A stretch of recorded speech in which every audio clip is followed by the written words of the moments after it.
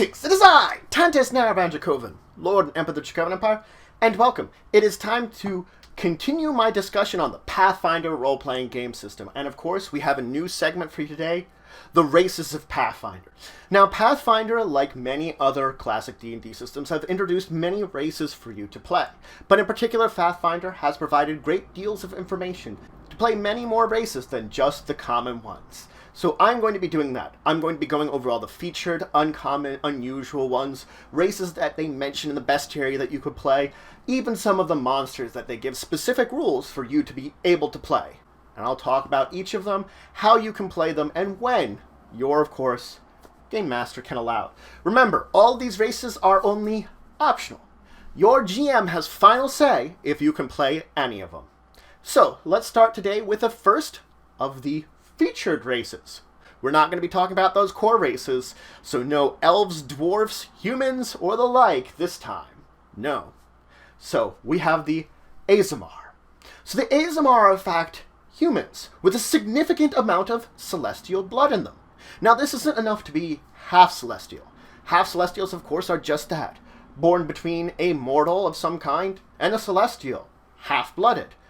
But Aasimar, maybe a quarter, a significant amount. It's really hard to say exactly how much celestial blood in them.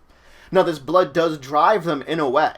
Many of them do turn towards good aligned, just like the celestials would.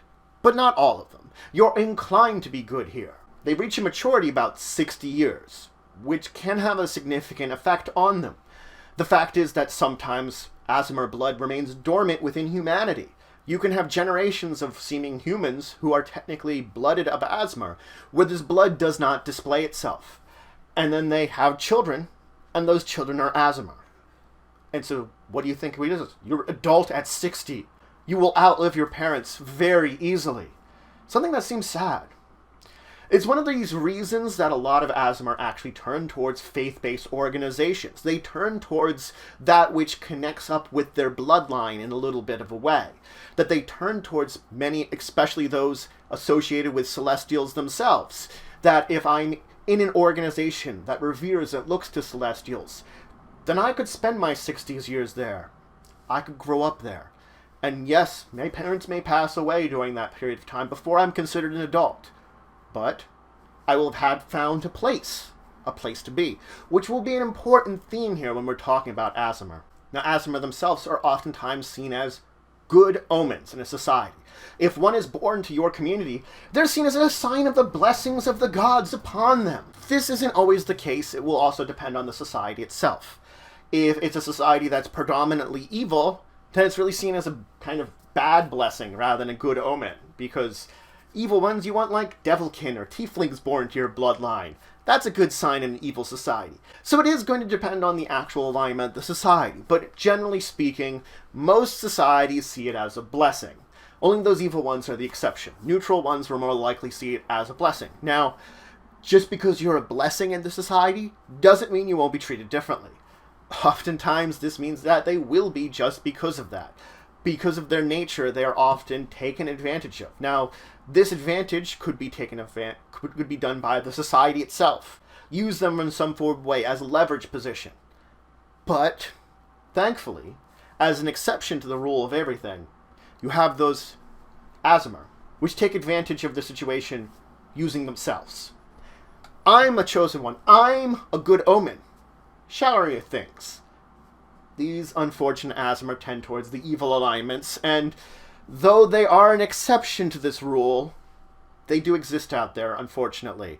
So don't just jump the gun on an Aasimar when you see one. Don't assume they are good. More than likely they are, but there are a far and few between evil ones out there which will take advantage of the situation as much as they can, and will live up to the darkness that they truly embrace instead of the light that is born within them. It's that case of nature versus nurture to a degree. Though you have a nature good within you, perhaps the nourishment of the community you are in and your family has driven you to a certain direction that, well, may change you from having that good nature to the evil you wish to embrace. An interesting thought pattern for our Aasimar friends here. Now, Aasimar look pretty much like any average human you will see. There will be a few common features which will make them stand out. For one thing, some of them have a metallic sheen to their hair.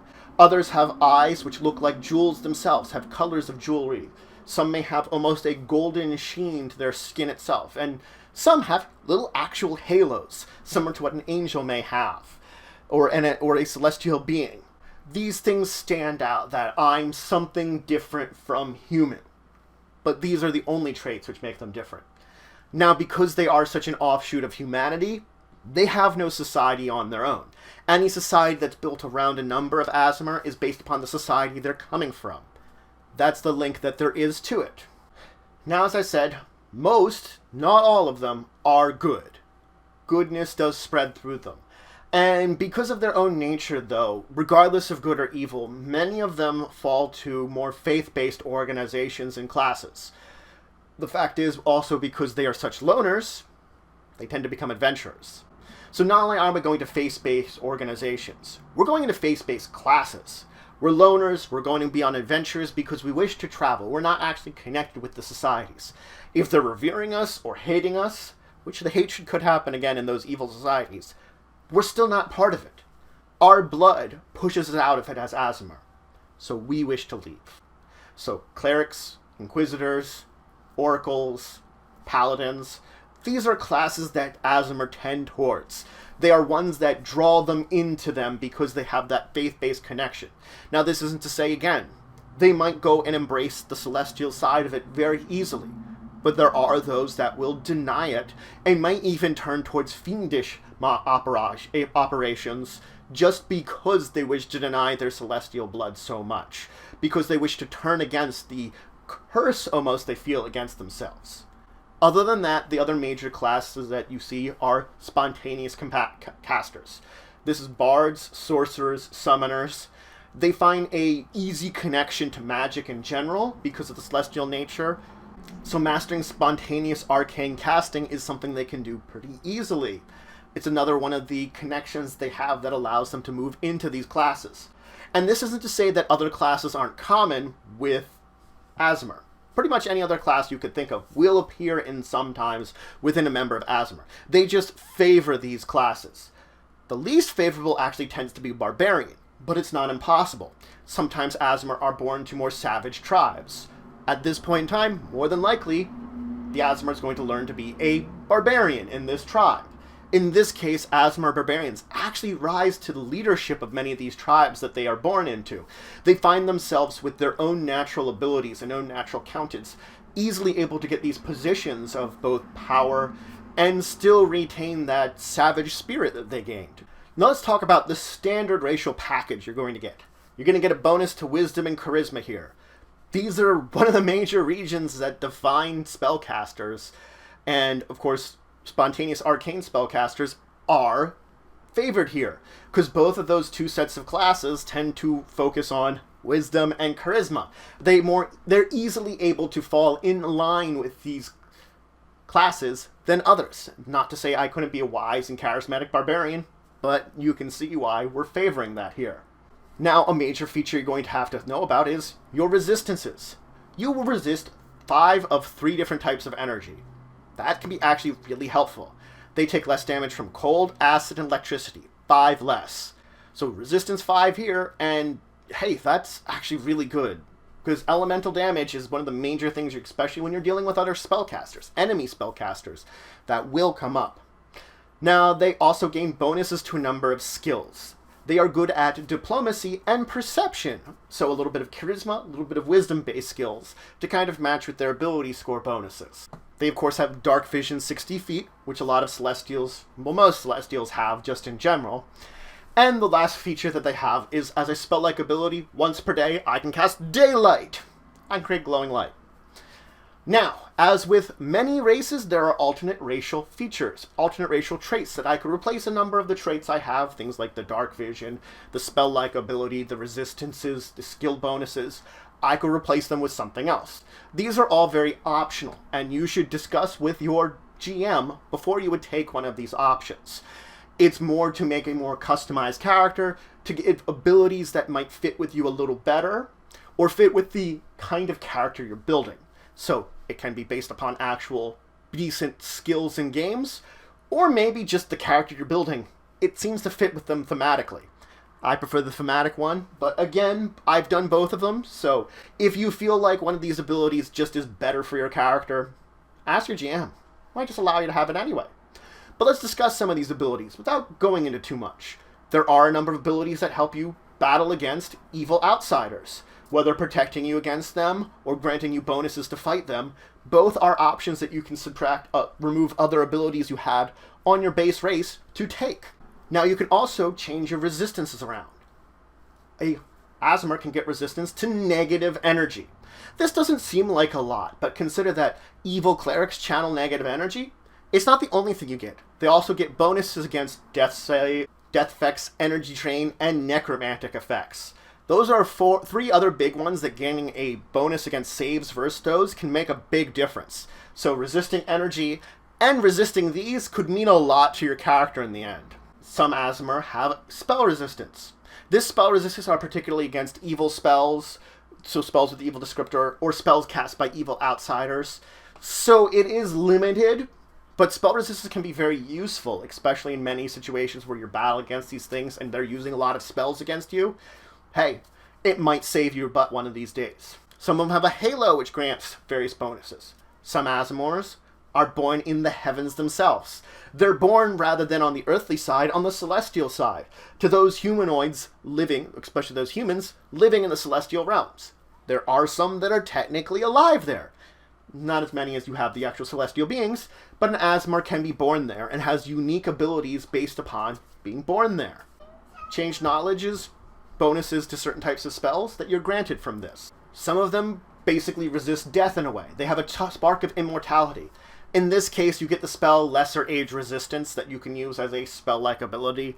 The big advantage of this is that you can effectively, as long as you can cast this spell-like ability each day, ignore being middle-aged, which an Aasimar gets at much higher age, and reduce the penalties, physical ones, of all the other age categories by 1, which can actually be really useful to have this spell. It's one of the things that makes being an old wizard actually playable, especially at higher levels. If I'm an ancient wizard, high level, cast age resistance on myself, my physicals aren't reduced. So this is a big bonus to Aasimars in general, especially if you are planning and allowed to play an older character, and it makes sense to play the older character. Some Aasimar turn against their celestial nature and turn towards more of the darker powers, basically turn towards more fiendish natures. Some of them can basically gain claws or fangs, similar to what a tiefling may get with options. I'll discuss those when I discuss tieflings in the future, but it's effectively they can turn towards more sinister powers. Others, you look just like humans. You can hide amongst humanity. There are some Aasimar that are born basically looking like humans, and they can easily disguise themselves, getting a bonus to disguise. So, it's as simple as that. It's, you look human, though you have a celestial nature to you. Nothing that points you out. And there are those that are great at, speaking with others. This is an interesting one, and the one I actually would think would be the coolest to play out. Effectively, what you do get is for each rank in linguistics, instead of getting 1 language, you get 2. Think about that. At 20th level, I know 40 languages, more than I normally would have, rather than just 20. A master linguistic and a diplomat would make a great Aasimar, especially here. Knowing 40 languages, that's probably most of the languages that you're going to need to know in most games, of course. There are very few times more than 40 languages come up in any role-playing campaign, especially even long-term ones. So that might be an interesting thing to think about. Maybe you want to be the linguistic master of the group, and you don't even need magic to do it. Now, their favored class options tend to, link to the classes I talked about. The divine spellcasting classes, the spontaneous classes. So if you're going to actually be a member of one of those, I would check out their favored class bonus and see if you'd like it, rather than the hit points or skill points that anyone can take. Now, there is a specialty bonus that you can choose for your Aasimars that mainly pertain to NPC Aasimars. So that's the important thing here. This is something more for Game Masters. Though, a player could get these options if the, of course, Game Master allows it. These are variant Aasimar bloodlines. Effectively, rather than just take the base Aasimar as it is, You choose a specific type of celestial, and then you're of that bloodline. These alter a number of things for your character. The things it alters are the ability scores you get bonuses to, the skills, which you choose, and the spell-like ability. Otherwise, functions just the same. So this is actually a variant which I could recommend checking out for most GMs and most players. Again, GM approval definitely for this one. But they are pretty simple. It's an interesting way of adding a little bit of flavor to your characters, and maybe changing how things work a little bit for them. Their physical appearance may match more of this type of celestial just than the general celestial traits that an Aasimar might have. Each of them is provided with a description which will tell you how they vary. And you will look at that description and be able to realize, maybe I want to look a little bit more celestial, but have a little bit more customization in the way I have things. Now, this isn't the only variant. There's yet another variant you can add in here. You could take both of them, you could take one or the other. Your option. Both has a, especially as the Game Master side, players' approval again for both. There are variant abilities and physical features. Effectively, they are D100 charts that you can check out that will tell you one ability, randomly determined, one physical feature, randomly determined by D100s. Now, these abilities can vary. They're usually very minor, but they can be helpful. And granted, a character could choose these. If you are a game master, I would specifically recommend you choose what's appropriate to the character you're building. But for a player, you might want to have them roll it, just for a little bit of variety rather than choose it for fun. Now, racial feats. As with many of the featured races, there's a number of racial feats you can take. I'm only going to go over 3 today. 3 ones that I thought were very interesting. There are many others. I would recommend checking out all the racial feats because some of them are more class-based. These are generally the more interesting ones that any Aasimar, I think, could mostly take. Not every last one, but most Aasimars could take. First off, Angelic Wings. You get wings, you can fly. You have to be 10th level to take it now, but of course, it's a way that you can gain flight. Flight is fun, flight is cool. I have angel wings, I go. Celestial Servant is only going to be important if you have an animal companion, a mount, a familiar, something of the like. You can make them celestial. Simple as that. You take a feat. One of these things for you is celestial. It gets that template. It gets all the bonuses of that template. The last one I want to talk about is metallic wings. Your wings almost look metallic and metal-like, and you get 2 wing attacks. Hey, you get some natural attacks. Natural attacks are always fun, as you can use them in conjunction with any of your normal attacks, just at -5 from what your full base attack is. That means I could have 4 attacks with a normal sword, plus I get 2 wing attacks at -5 of my highest attack here. That's not bad at all. That's not bad, and it's just a little extra damage you can smack into someone at any time. So I always like trying to get natural attacks if it's an option. And there's a cool way of getting them. But that's it for today. So, I introduced you to Aasimar. Aasimar are probably one of the more powerful optional races. That's the thing about it. It's an option. And so, ask your game master. Most of the time, I allow Aasimar. Granted, I understand that they are in general more powerful. But for most of the times, most players that are asking to be one know what they're getting into, know the kind of character they're going to build, and are building it because they figured something interesting. So, watch what your player is trying to do. Are they trying to be extra powerful, or trying to build an interesting character? Talk to them about it, find out if you do have misgivings, and then choose whether to allow it or not. Up to you as the game master, remember. Only the core races are the ones that really you need to allow anybody to play.